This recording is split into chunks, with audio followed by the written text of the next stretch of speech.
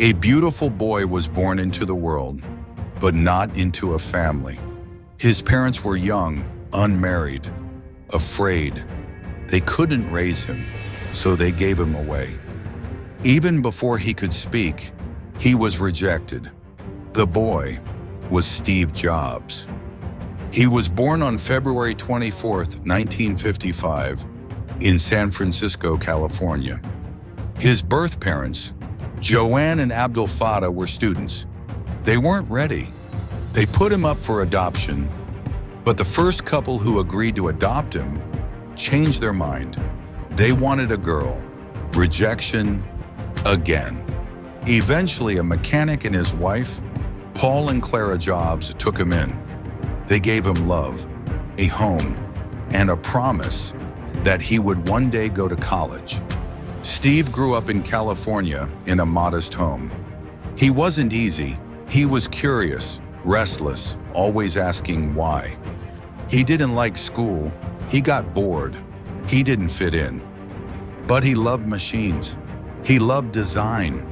He believed, even as a teenager, that computers could change the world. He enrolled in Reed College, but dropped out after just one semester. Still, he kept attending classes: calligraphy, design, philosophy. He wasn't enrolled anymore, but he quietly sat at the back of classrooms, listening, learning, not for grades, but for inspiration. He didn't have a place to stay, so he slept on the floors of his friends' homes. He collected empty Coke bottles to earn a few coins and walked long distances just to get one free meal at a Hare Krishna temple. His parents were still in California, but at college he was on his own. He didn't ask them for money. He chose to struggle because freedom meant more to him than comfort. But even then, he chose to keep learning. In 1976, at just 21, Steve Jobs and his friend Steve Wozniak co-founded Apple Computer from a small garage in Los Altos, California. Together, they built their first product, the Apple One, not for scientists or big companies, but for ordinary people. It was simple, it could sit on a desk, and it changed how people looked at technology. They built each computer by hand and sold them one by one. Then came their second computer, the Apple II. It had color graphics, a keyboard, and was ready for homes and schools. This time they sold it everywhere, across the country. It became a massive success and turned Apple into a real company. Two young men had become tech pioneers.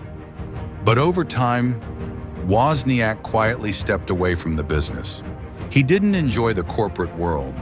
He preferred inventing and creating with his hands, while Steve wanted to change the world.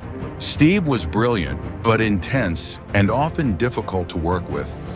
By 1984, he launched the Macintosh, a computer with a mouse, graphics, and beauty. But behind the scenes, things got tense. Steve clashed with his team and with Apple's CEO, John Sculley. At first, they worked well, but over time, they disagreed. Steve wanted bold innovation.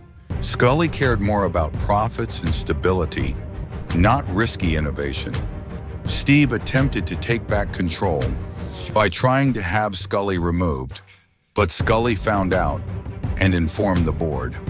The board, once inspired by Steve's vision, now questioned his every move. Steve Jobs was fired from the very company he had created. He was just 30. He later said, "It was awful tasting medicine, but I guess the patient needed it." He didn't give up. He started a new company, Next, a computer company focused on powerful systems for universities and businesses.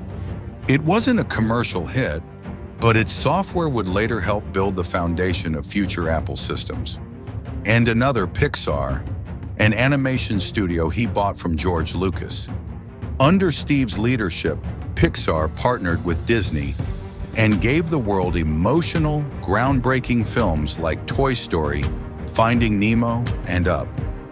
Pixar changed animation forever and became a billion-dollar success.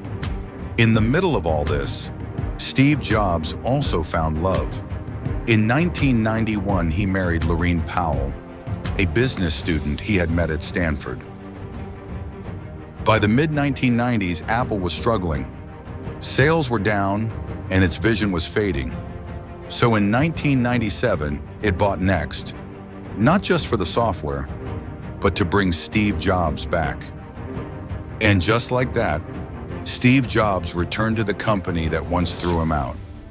This time, he was quieter, sharper, focused. He simplified Apple and launched the iMac, the iPod, then the iPhone, and finally, the iPad.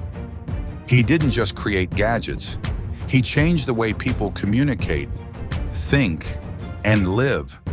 He believed that design had to speak to the soul, that technology could be human. But then, in 2003, he was diagnosed with pancreatic cancer. He refused treatment at first, tried alternative healing. Later, he underwent surgery. He kept it private, but the world could see. He was shrinking. Still, he kept working, kept creating. In 2005, he gave a speech at Stanford University. It became one of the most shared speeches in history. He said, "Your time is limited, so don't waste it living someone else's life." In 2011, after years of fighting illness, Steve Jobs stepped down as CEO, and just weeks later, he died. October 5th, 2011. He was 56. He was adopted, rejected, fired, and told he was dying. But through it all, he stayed curious.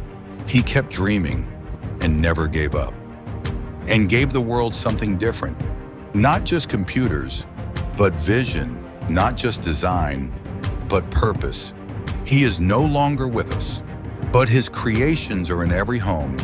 His thinking is in every pocket, and his story in every heart that dares to dream differently.